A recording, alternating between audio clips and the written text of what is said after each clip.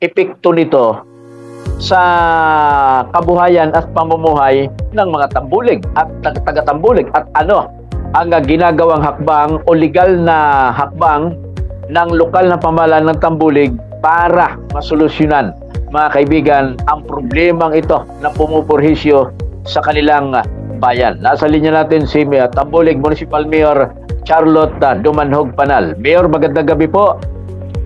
Good evening, Sir Nildo. Good evening sa lahat ng avid listener ng Radyo Aguila. Opo. Unang-una po, Mayor, kunin ko muna yun yung ano po ang reaksyon ninyo dito po sa sinasabi ng DENAR na tututukan nila ang pagpapalago o pagpaparami ng mga puno at halaman sa buong bansa. Pag sinabing buong bansa ay kasama na po ang tambulig. Ano po ang reaksyon niyo sa ganong plano ngayon o programa na ipapatupad ho ng DENAR? Mabuti naman po Sir Nildo, pero dapat bigyang pansin muna din yung mga illegal quarrying, lalong-lalo na yung mga excessive quarrying dyan sa Municipality of Dumingag, Municipality of Mahayag, and even sa Municipality of Don Victoriano, Misamis Occidental. Kasi ganito kasi yan, Sir Nildo. Dahil mayroong nagreklamo sa akin na I know pa that is fabricated na hindi ko daw napigilan yung baha. Yun ang kinaso nila. Yun nga ang dahilan ay sinuspended nila ako. So, tiningnan ko yung mga areas na yan like Mahayag, Dumingag, and even Mulawi. Kasi yung Mulawi is mayroon yang cease and desist order na galing sa MGB yata yun na yung solid waste management nila na hindi na cease and desist sila kasi hindi nabigyan pansin ng LGU. Pag ganyan dati kay dating Presidente Duterte, kinasuhan ng LGU niyan. Kaya nga, nung nag-counter ako, kasi mga alay siya ni Yu, yung Municipality of Mahayag, mayroon silang rechanneling dyan, and ang nido pa ng Municipality of Mahayag ang nag-operate, binigyan ni Governor ng permit, binigyan ni DENAR ng clearances, kasi daw rechanneling. Pero ang nangyari, hindi rechanneling ang ginawa doon. Bininta through Mido ng LGU ng Mahayag, and even the municipal officials doon nagbinta for their own benefits. Yung sa Dumingag, isa lang ang alam ko, isa o dalawa lang ang may lehitimong may permiti dyan. Pero ang daming, nung nagpalipad ako ng drone doon, ang dami talagang operator. So illegal talaga lahat. Meron yan. Kaya nga, may pumunta doon na taga-IMB dati, national, 3 lawyers yun. Kaya nga, nireklamo ko yun doon sa kay Yusik Kunya yata yun, ng DENR. Pinadala sila ng sulat ko. Pero iwan ko kung ano ng balita doon. Kasi nga, nireklamo yun. Nakita talaga, naabutan talaga ng taga-DENR. Kasama din ako, dinocument ko din. Mayroon talaga excessive quarrying na nangyayari doon. Yung sa ZMS, yung sa Rodhel, and even doon kay kay Sierra yata yun, sa part ng Mahayag, Dumingag. Excessive meaning, kung mayroong permit sila pero excessive, sabi ng DENR region na wala daw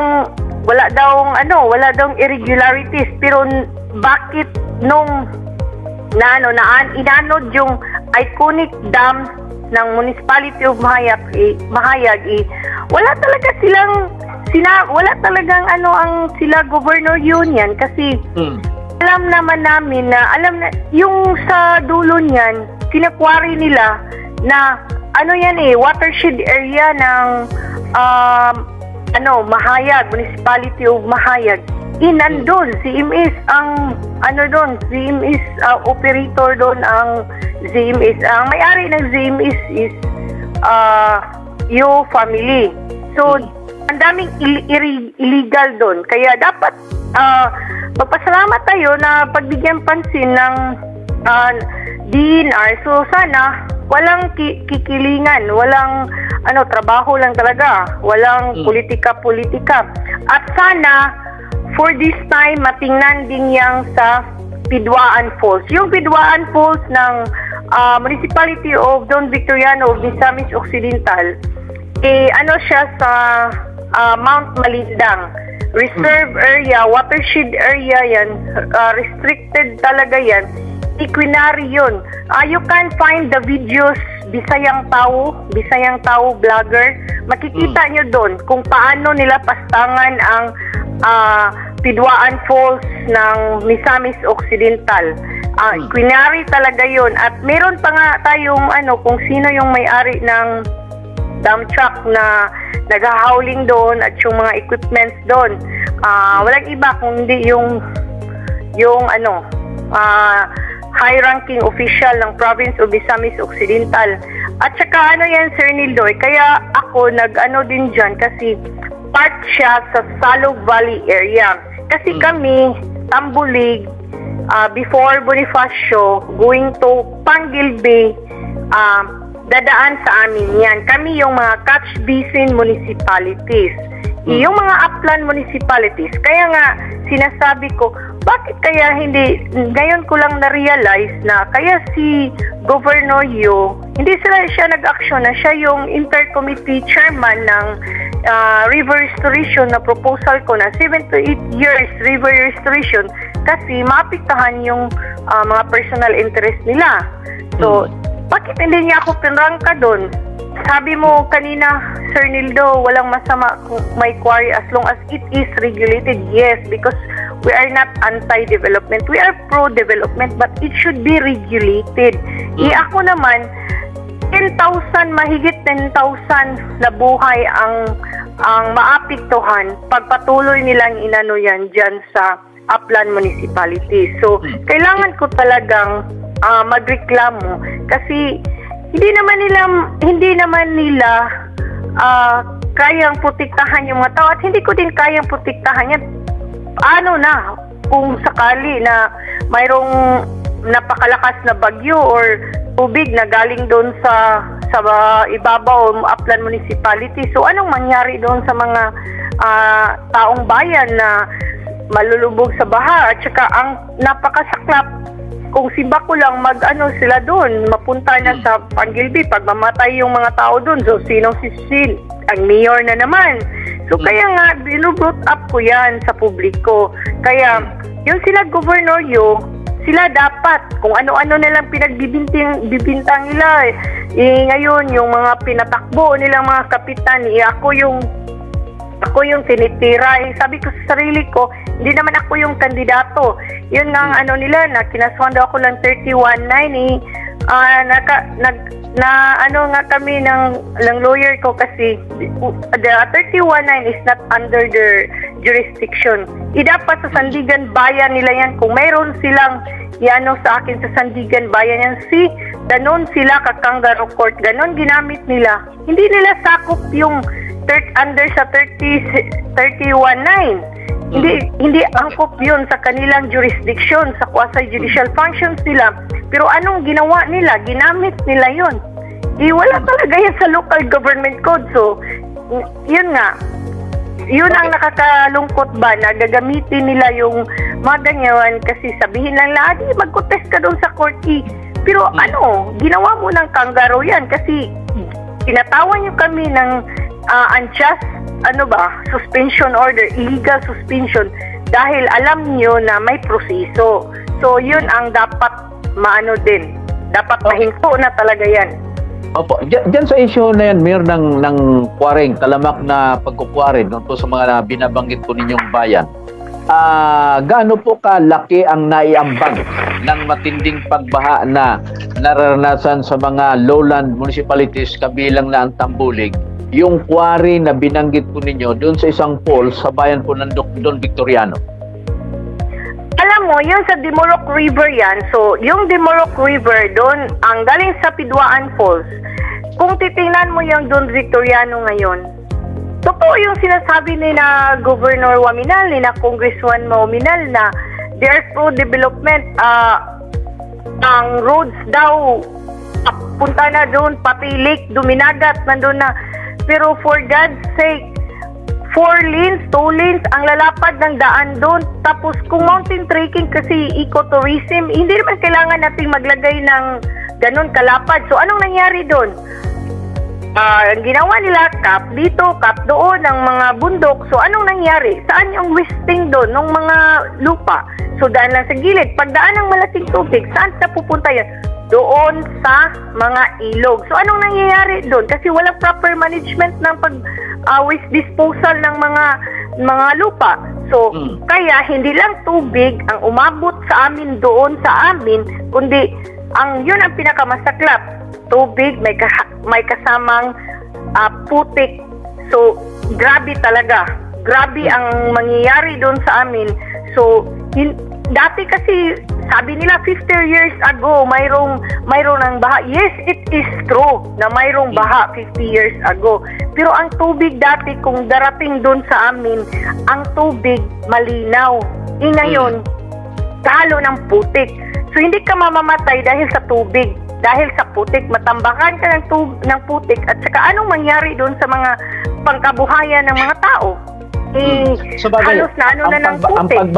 Ang pagbaha naman po, Mayor, maliit pa tayo talagang may baha na. Ang problema nga lamang, pinalala po ang mga pagbaha na ito dahil sa walang pakundangang pagsira ng mga tao, lalo na ng mga taong nasa kapangyarihan sa ating kalikasan.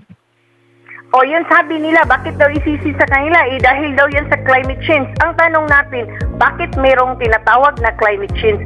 Dahil sa kapabayaan nating mga tao, di ba? Yun saka yung ginawa nila. So, wag naman sana nilang gawing ignorante yung taong bayan. Kasi yun ang sabi ni Governor Yo, ganyan talaga daw pag ang tubig, hahanap talaga daw yan ng daan. Pero Mayor, dyan po sa issue na yan. Opo, dyan po sa issue na yan, ano pong naging damdamin ng mga tao? Kasi mahalaga din na ang inyong pagkilos, inyong pong pagtutol dyan po sa walang tarus na pagsira na hindi naman nare-regulate. Ibig sabihin, hindi nalilimitahan, basta sige lang, hanggat kaya nilang wasakin ay winawasak nito mga quarry concessionaires. Ang mga mamamayan ba na apektado nitong pagkasira ng mga ilog na nagdudulot ng mas malala na mga pagbaha dyan po sa mga mabababang munisipalidad, ano ang kanilang damdamin? Sila ba'y nag-iinisyatiba din na maglunsad ng kilos protesta para ipaabot sa DNR yung pagpapabaya ng provincial government dyan po sa isyong may kinalaman po sa environment? Sa pagkakaalam ko sa Salog Valley area, not only Salog Valley area, no, sa Zamboanga del Sur is sa religious sector.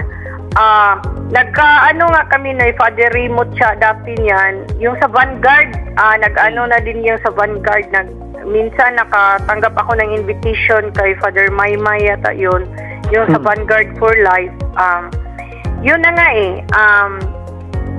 mayroon talagang politicians na pipigil, ganyan, mga ganyan. Tapos, yung mga tao, minsan, kailangan talaga ng awareness, kailangan magtiyaga yung mga, na dapat ipaintindi ng maigi sa taong bayan yan. Kasi minsan, pag may baha, syempre, ang daming kang maririnig na komento ng taong bayan, si ganito, si ganyan, si mayor, si governor, o dito, ganyan.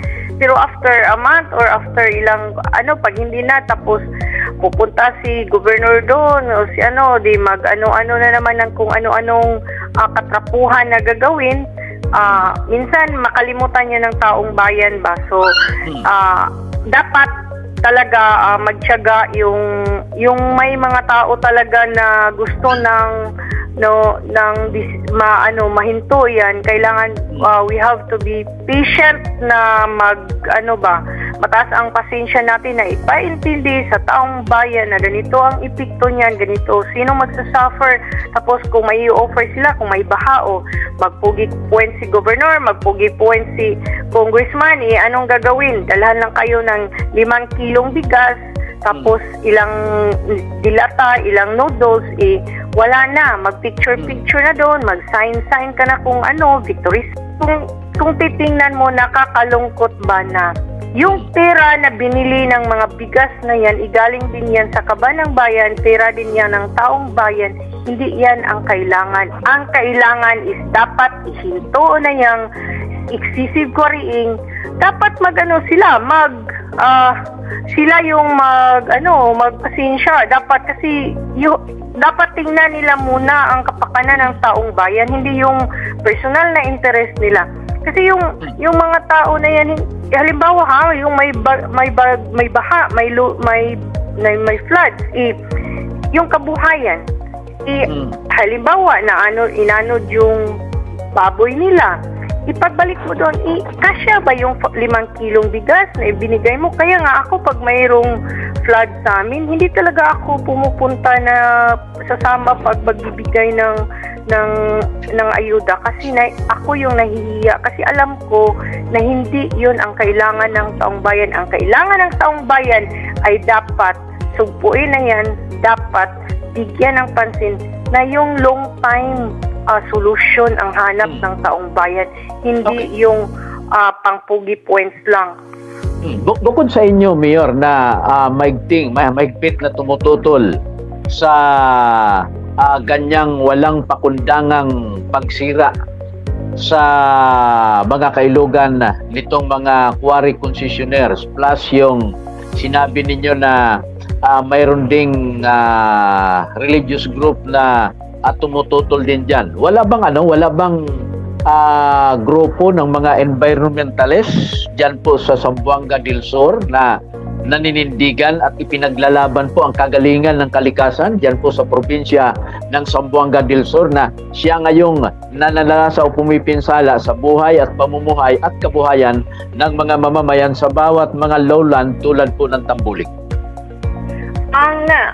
Wala akong kilalang environmentalist na nag-aano talaga, pero yung sa Vanguard for Life at saka yung sa religious talaga, yung sa Catholic yun sila Father Raymond, sila Sir Saagundo ng Josefina, sila yung nakikibaka talaga dyan. Dati pa na hindi ako mayor, sila yung dyan. Tapos nung kinasuhan nila ako, sinuspindi nila ako, so tiningnan ko kung ano ba talaga nangyari, bakit sa akin napunta yung sisi na hindi ko napigilan yung baha. So kaya tiningnan ko, kasi we're in the lowland municipalities, we're the catch basin, pinaka-catch basin nga. So tiningnan ko, kasi ang alam ko, mayroon akong proposal, mayroong draft niya, nakalibro yan na river restoration, hindi talaga mabigyan na solusyon ng interagency committee, which is spearheaded by the Governor Victorio, and co-chairman niya yung sa DNR at sa EMB. Bakit hindi mabigyan talaga ito ng priority? Yun na-realize ko na paano nga i-approve ni Gov? Maapektahan yung mga quarry nila. Tsaka ang alam ko dyan, yung dyan sa Dumingag, walang mga papel-papel yan. Walang mga permits. Yung kay naman, ang daming excessive na talaga. Makita muna nga yung bidrocks. Grabe talaga. Mayroon ako mga videos yan. Mayroon tayong mga actual video footage, kasi drone ko yan. Tsaka napuntahan ko talaga yun. Binidyo ko, pinictura natin. So nakita ko yan kasi sinama ako ng taga-DNR National yan. Iwan ko, wala pang iwan ko sa region. Iwan ko sa regional Sa ngayon, baka masyadong busog. Sa ngayon po, kasi nabanggit ninyo na nagsumulat kayo kay Undersecretary Konya ng DNR National Office, sa Central Office. Sa ngayon, bago na ho ang administrasyon ng DNR, sinubukan po ba ninyong mag-follow up?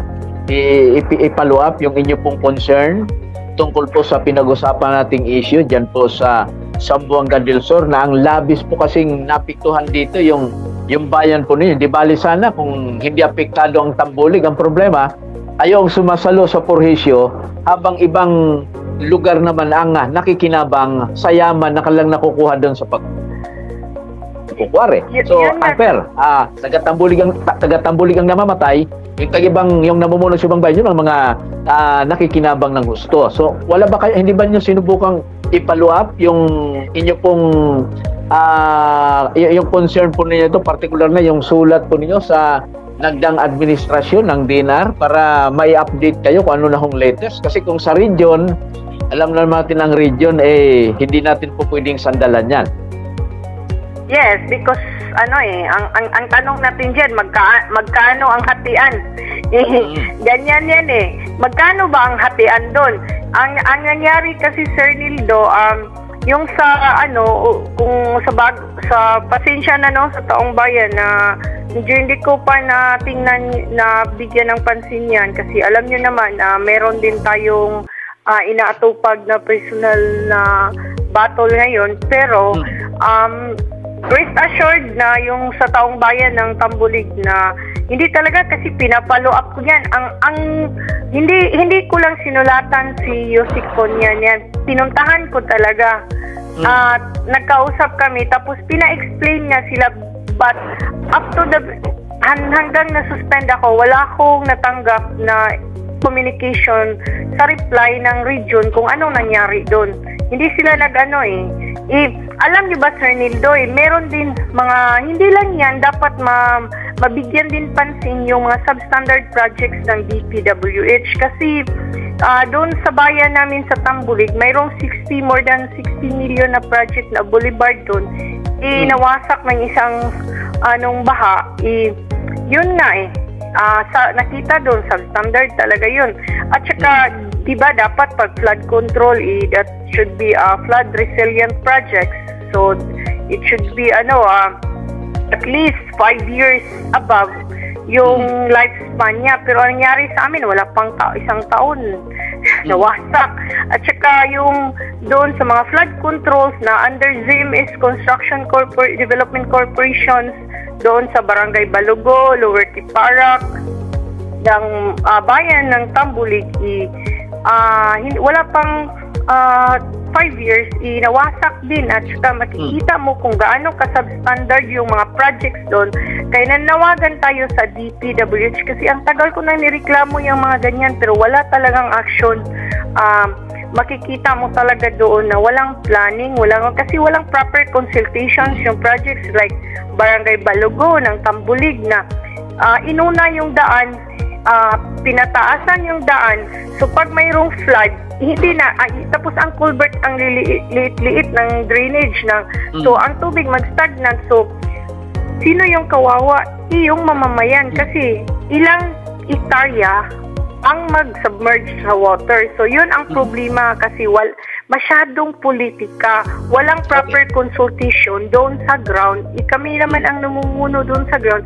Dapat isantabi muna yung bulok na sistema ng politika. Kaya ngayon, we hope and under the Marcos administration, mabigyan pansin to na ganito, kasi hindi na talaga pwede ng masyadong politika, yung bulok na sistema ng politika. Hindi naman nila pira yan ng gobyerno. So ibig sabihin, pira yan ng taong bayan. Bakit sila ang mag-decide? Hindi nila i-consult a lot, kasi color coding. Kasi kung hindi ka kaayado sa politika si kapitan, hindi ka ayado sa politika si mayor, so ang kukonsultahin nila yung barangay coordinator nila. Anong alam ng barangay coordinator nila doon? Yung maglista lang kung sinong bibigyan nila ng pira sa eleksyon. So, yung bang Mayor, yung bang issue po sa substandard na proyekto ng DPWH, so paanong uri ng pagreklamo ang ginagawa? Mayroon ba kayong formal na complaint letter na pinadala po sa central office ng DPWH o sa region lang? Kasi Office of the President na tayo, Sir Nildo. Kasi nung nagreklamo ako dyan kaya may dumating na taga-national, Office of the President ko lahat. Tapos, although ibinalik din ng Office of the President doon sa concerned agencies, siyempre, i-call attention din namin nila yung region. Pero dapat, yun ang panawagan natin na hindi lang ang region ang mag-assist, kasi bias talaga yan usually. Kasi, siyempre, i-investigate nila ang sarili nila. Diba? Kasi usually involved din naman ang region. I-investigate yung sarili nila. Hindi talaga ganyan yan Saka yung sa Misamis Occidental, ang daming substandard projects doon. Grabe. Sa bayan ng Don Victoriano. Talaga. Sige po. Kung nakikinig ngayon si Pangulong Bongbong Marcos, alam naman natin ang administrasyong Marcos ngayon ay nagpapakita po ng kanyang concern sa usapin po ng environment.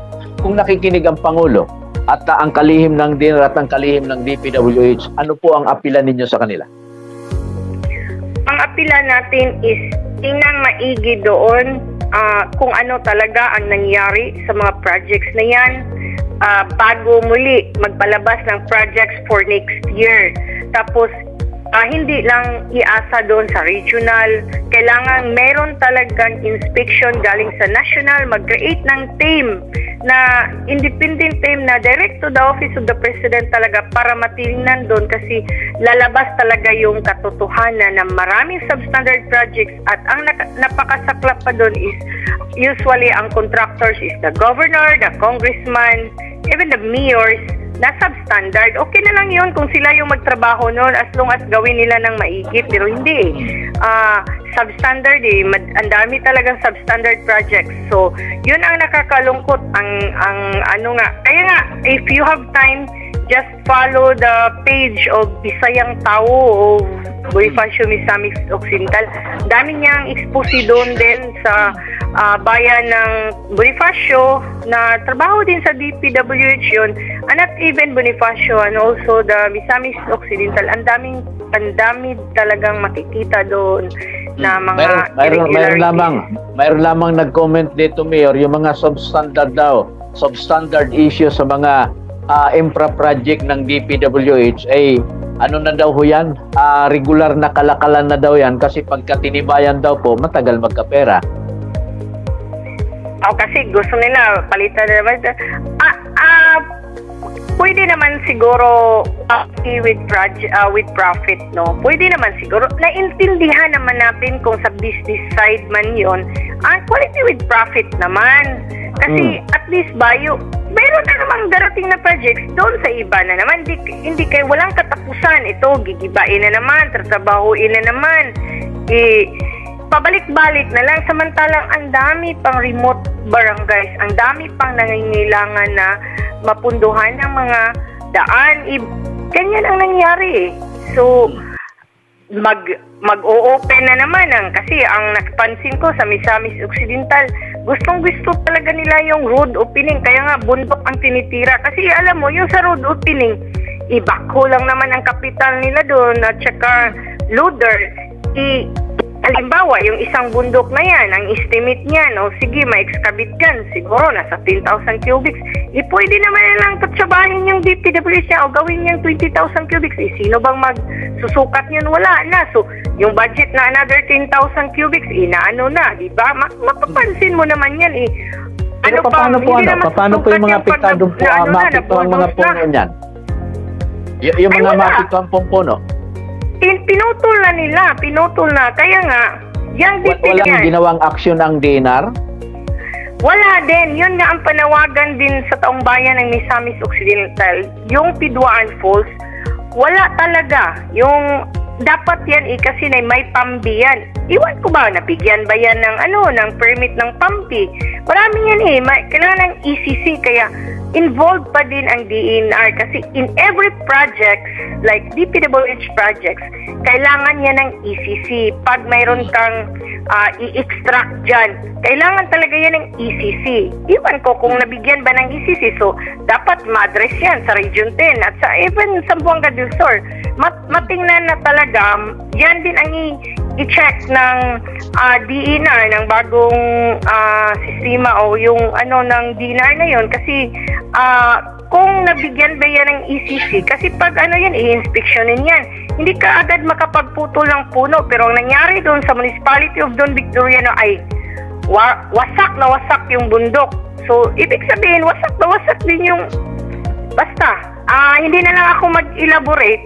Basta kung gusto talagang matingnan yung maigi, maghanap kayo ng mga may page niya na masyadong active dyan, yung Bisayang Tao. Makikita nyo doon kung paano nila pastangan ang Mother Nature ng Municipality of Don Victoriano, which is part of the Mount Malindang. Kaya hindi ba nagtaka yung taong bayan ng Misamis Occidental, bakit ang lakas-lakas ng baha nung at the Christmas Eve last year? For how many years? hindi ganun. Mayroong baha, pero hindi ganun. Ang dami nga damage nun. May mga nangamatay nga. Halos lahat ng halos lahat ng bayan at yung dalawang lungsod sa Misamis Occidental, pinalubog ng baha na yun. Ang alam ko na hindi masyadong hindi napiktahan doon, of course, Don Victoriano, Bonifacio, Tanggob, may portion din nung may isang ba, pero hindi masyadong yan. Tanggob, tsaka sa Pangdalaga, mayroon din yung Aplan ng Concepcion yata, at saka Baliangaw, parang wala yun kasi sa sea area yan wala yun, pero 14 municipalities and 3 cities, parang 80% of the entire province last December 2022 was affected by the floods, and yun ang nakakapagtaka kasi hindi naman ganun yan sa tinagal-tagal ng Misamis Occidental, hindi yan ganyan. Yun nga ang sabi, nagpalabas ako, mayroong nag-interview sa akin yan. Nag-trending pa nga, nakita ko sa Radyo Bumbo Cagayan, si Kung Ando Amina, kasi nagdidipinsa na siya na quarry is not hindi daw harmful, ganyan, nag-explain na siya ba, ibinatiko siya noon So, pero hindi naman sila napipiktahan dyan kasi alam mo na, pagkikita tayo, pakapala na lang. Sige. Mayor, maraming salamat po sa oras ninyo. Sana ay itong pinag-usapan po natin ay mayroon po itong mararating. Itong hamak na palatunto ng Eagle na ito at sa Radyo Agila ay interesado po kami sa issue ng environment diyan po sa probinsya ng Zamboanga del Sur, maging sa kalapit probinsya nito na Misamis Occidental. Maraming salamat po sa oras ninyo. Magandang gabi. Okay, magandang gabi, Sir Nildo, and good night and God bless. Okay, mga kaibigan, si Tambulig, Municipal Mayor Charlotte Dumanhog Panal. Tayo muna ay magpapakilala sa impilan.